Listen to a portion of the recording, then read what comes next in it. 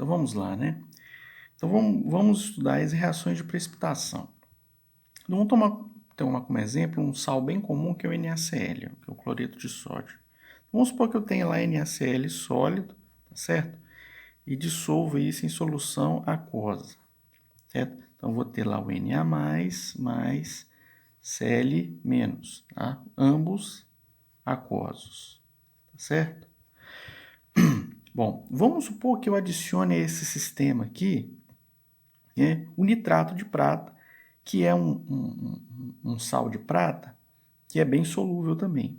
Então, a esse sistema aqui, vamos supor que eu adicione o nitrato de prata. Vamos supor que esse sistema aqui está dentro de um becker aqui, ó, certo? Esse becker aqui já tem, supostamente, Na+, mais Cl-, tá? Então, vamos supor que eu adicione isso aqui, o nitrato de prata aqui dentro, tá certo? O que vai acontecer? Quando a prata mais encontrar o Cl-, né? Quando a prata mais encontrar o Cl-, uma reação vai ocorrer, né? Que a gente chama de reação de precipitação. Ou seja, quando o Ag+ encontrar esse Cl-, eu vou ter a formação do AgCl, né? Sólido. Normalmente, esse sólido que ele é identificado ou pelo índice ou por uma seta, nesse sentido aqui, indicando que o composto é sólido. O que acontece com nitrato de sódio, por exemplo? O nitrato de sódio é solúvel, certo? Então, não vai precipitar. Então, a reação completa, a gente poderia escrever, seria o seguinte: NaCl, né? Que nesse caso é aquoso, né? De estar em solução, mais o AgNO3, também aquoso, né? Que trata-se de uma solução, forma o AgCl sólido mais o NaNO3, que é o nitrato de sódio, né, aquoso. Certo? Então a reação completa seria essa aqui. Né? Por que alguns compostos eles se precipitam e outros não? Por exemplo, aqui você tem um sal que é o AgCl precipitado, o NaCl ele não é precipitado. Tá? Sem estender muito a explicação, né, poderia pensar da seguinte forma, certo? Então, ó, o Na+ e o Cl-, tá certo? Vamos supor que a água seja representada dessa forma aqui, né? Estou falando bem resumidamente, tá, gente? Então, vamos supor que eu represente a água dessa forma aqui. Então, o que a água faz? A água, ela separa a parte negativa da água, essa aqui, a parte positiva, essa aqui. Então, ó, a água, ela separa o sódio, tá certo? Do cloreto. Ela faz isso aqui, né? E impede que os dois fiquem juntos. Aqui existe uma força elétrica juntando esses dois, né? Tem uma carga positiva com a carga negativa. A tendência é que esses dois fiquem juntos. Então, o que a água faz? Separa. No caso do AgCl, né? A água ela não separa de maneira eficiente essa prata, né? Tá certo? Do cloreto. Por que ela não separa de maneira eficiente? Sem entrar em caráter físico-químico, né? Entrar em outros parâmetros. Né? Então, aqui a gente tem, como eu falei para vocês, uma força elétrica. Então, digamos que eu tenho essa força elétrica proporcional às cargas, né, do cátion vezes a carga do ânion, dividido, né, pelo inverso. Né? Vamos chamar aqui do raio do cátion mais o raio do ânion. Isso aqui é o quadrado, força elétrica aí. Isso é proporcional, tá? A isso aqui. Então, no caso, por exemplo, da prata, eu poderia pensar o seguinte: como o raio da prata, do cátion prata, é menor do que o do sódio, então esse denominador aqui, ele seria, né, um denominador, digamos, menor, porque o ânion continua igual. Né? Então, digamos que sendo esse denominador aqui menor, o que vai acontecer com a força? A força ela vai aumentar. Então aqui a força entre a prata e o cloro seria mais intensa, né? Aumentaria o módulo dela, seria mais intenso, o que dificultaria a água a separar, digamos, a prata mais do cloreto. Mas sem entrar muito em detalhe em relação a essa questão, toda vez que eu tenho um sal que é pouco solúvel, né, eu escrevo isso aqui, ó. Então, o AgCl, por exemplo, eu preciso escrever a dissolução dele dessa forma aqui, ó. Ag mais aquoso mais Cl menos aquoso. Com duas setas, uma no sentido direto e outra no sentido inverso, digamos assim, porque as duas reações são possíveis. Já para o NaCl, que é um sal mais solúvel, né, eu escrevo simplesmente a reação no sentido direto, tá? Então, toda vez que vocês verem uma dissolução de um sal com uma seta dupla, significa que esse sal é pouco solúvel, tá certo? Numa seta simples, esse sal é mais solúvel, de maneira que eu não preciso escrever essa reação em equilíbrio. No caso do HCl, a reação está em equilíbrio, porque tanto a reação de dissolução quanto a formação do sal são possíveis. Nesse caso do NaCl, não. Tá? Então, olha só, essa reação aqui do HCl, a gente tem necessidade, toda vez que existe uma seta de equilíbrio, a gente tem a necessidade de escrever uma constante de equilíbrio. Essa constante de equilíbrio, então, nesse caso, vai ser, né, sempre vai ser assim, né? Concentração dos produtos sobre concentração dos reagentes. E aqui o coeficiente dos produtos, e aqui o coeficiente dos reagentes. Nesse caso aqui, o que é produto do HCl? O Ag+, e o Cl menos. Né? E o que é o reagente? O AgCl sólido. Tá? O AgCl sólido. Vamos convencionar que a concentração do sólido ela não se altera muito, de maneira que eu vou poder inserir essa concentração do sólido aqui na constante, tá certo? Certo? Então, de maneira que eu vou poder escrever agora, ó, constante vezes a concentração do AgCl sólido, né? Que é igual à concentração do Ag+, mais Cl menos, tá certo? Então, normalmente, isso aqui é chamado de KPS, que é a constante do produto de solubilidade, tá? Então, normalmente é estabelecido dessa forma. Então, aqui a concentração da prata vezes a concentração do Cl menos. O KPS do AgCl normalmente dá em torno de 10 a menos 10. Tá? Esse valor aqui 100 unidade, tá certo? 10 a menos 10, 100 unidade. Então, se eu pensar qual a relação, por exemplo, do KPS com a solubilidade de um sal, posso pensar o seguinte, agora prestar bastante atenção. Se eu dissolver o AgCl em uma água que não tenha nem cloreto nem prata, o que vai acontecer? Uma parte do Ag mais vai surgir, mas uma quantidade de cloreto também vai surgir. Supostamente, como a água não tinha nenhum dos dois, essa quantidade aqui é igual. Então, se eu chamar ela de X, o cloreto também tem que ser X, tá certo? Nem sempre isso vai ser igual. Olha a situação que eu estou propondo. A água não tinha nem cloreto nem prata. Então, se aparecer um cloreto e prata, as concentrações têm que ser iguais, beleza? Aqui a seta de equilíbrio. E aí, esse X, em vez de eu chamar X, eu vou chamar de S, que é a solubilidade. Vocês concordam que isso vai ser a solubilidade?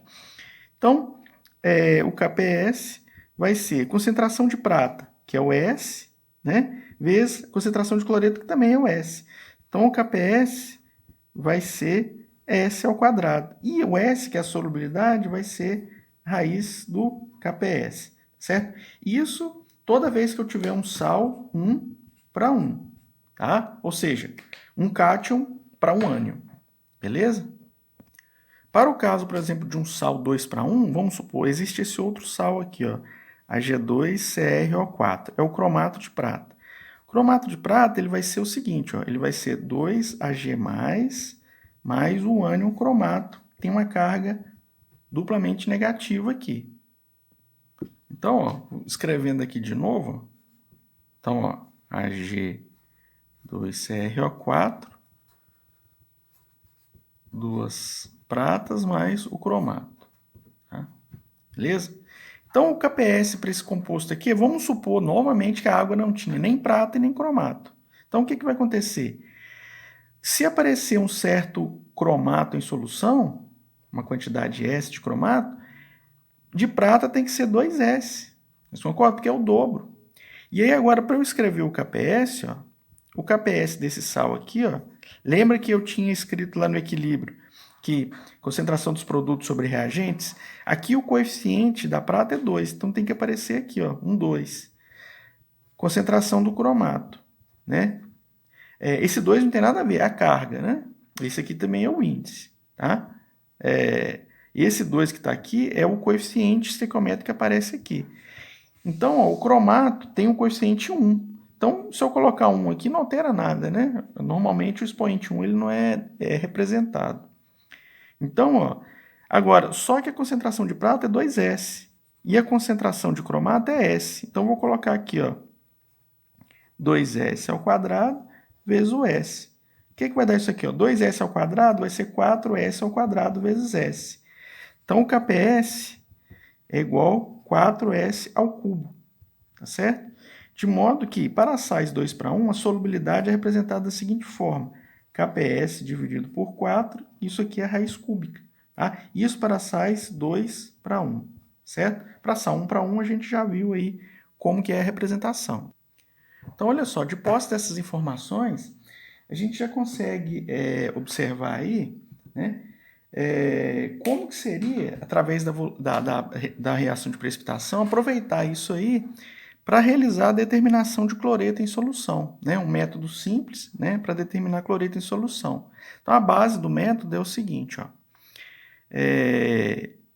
eu vou adicionar na minha bureta, tá? Vou adicionar na minha bureta o AgNO3, que é um sal de prata solúvel. Então, vamos supor que lá no meu Erlenmeyer tem uma amostra, tá, que tenha cloreto, supostamente. Tem outros ânions, inclusive o cloreto. O que vai acontecer? Eu vou deixar, eu vou abrir a bureta e vou fazer o AgNO3 reagir com a solução. Até que, né? E aí, supostamente, qual a reação que vai ocorrer? A reação é essa aqui, ó. AgNO3 mais Cl-, dando o quê? AgCl e liberando nitrato. Tá certo? Beleza. Essa reação aqui, né? Vamos supor que num determinado ponto final, que eu vou chamar assim, toda a prata ela vai reagir com todo o cloreto. E aí qualquer prata que eu jogar a mais, ela vai estar em excesso. Tá certo?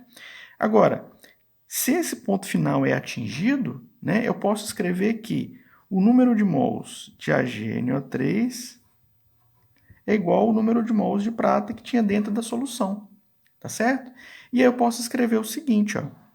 O que é número de mols de cloreto? Né? É a concentração de cloreto vezes o volume. Né? Então, o número de mols de AgNO3, né, é igual a concentração de cloreto vezes o volume de cloreto. Mesma coisa para o nitrato de prata, o AgNO3. Concentração do AgNO3 vezes o volume do AgNO3. Certo? Isso aqui é concentração de cloreto vezes o volume de cloreto. Tá certo? Então, ó, agora olha que interessante. Agora eu vou ter, ó, que a concentração de cloreto, certo? Ela vai ser concentração de AgNO3 vezes o volume do AgNO3, né, dividido pelo volume do cloreto, que supostamente é o volume da alíquota. Então, essa expressão aqui já vai ser a expressão que já vai me capacitar a determinar a concentração, beleza, do cloreto em solução. Tá certo?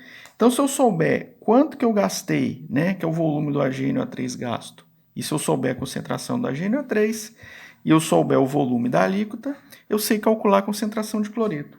Mas olha só, dentro do sistema que eu coloquei aqui, ó, como que eu sei que o ponto final foi atingido? Né?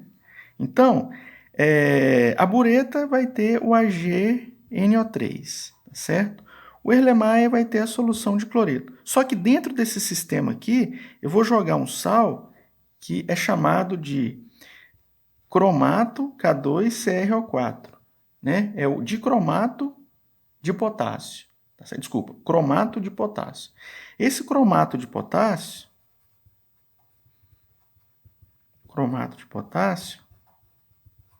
ele é amarelo, tá certo? É um sal amarelo. O AgNO3, quando ele cair aqui, ele vai reagir com o Cl-, formando o cloreto de prata, certo? Quando todo o cloreto acabar, a prata vai reagir com esse sal aqui. Mais especificamente, vai reagir só com cromato, tá certo? Formando o quê? Formando quando a prata mais reage com o cromato, ela forma esse sal aqui, ó. O Ag2CrO4. Esse sal aqui, ele tem a cor vermelha, tá certo? Tem a cor vermelha. E o cromato, esse cromato de potássio aqui, ele deixa o meio, de certa forma, amarelado. Então, quando o meio passar de... Então, o ponto final vai ser atingido quando o meio passar de amarelo para vermelho. Então, repetindo, o que vai acontecer nessa mudança de cor? Enquanto o meio estiver amarelo, o nitrato de prata ele vai reagir com o cloreto. Está reagindo com o cloreto, porque ainda tem cloreto em solução. Tá certo?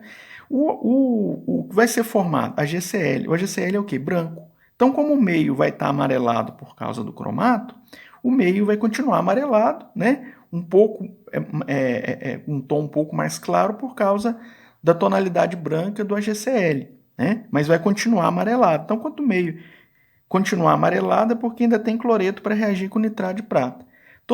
Quando o cloreto acabar, né? Quando o cloreto acabar aqui, o nitrato de prata vai reagir com quem? O nitrato de prata, ele vai reagir aliás, a prata, né, vai reagir aqui com o cromato, formando o cromato de prata, que é vermelho. Então, no ponto final, não tem cloreto mais e a cor do meio passa de amarelo para vermelho.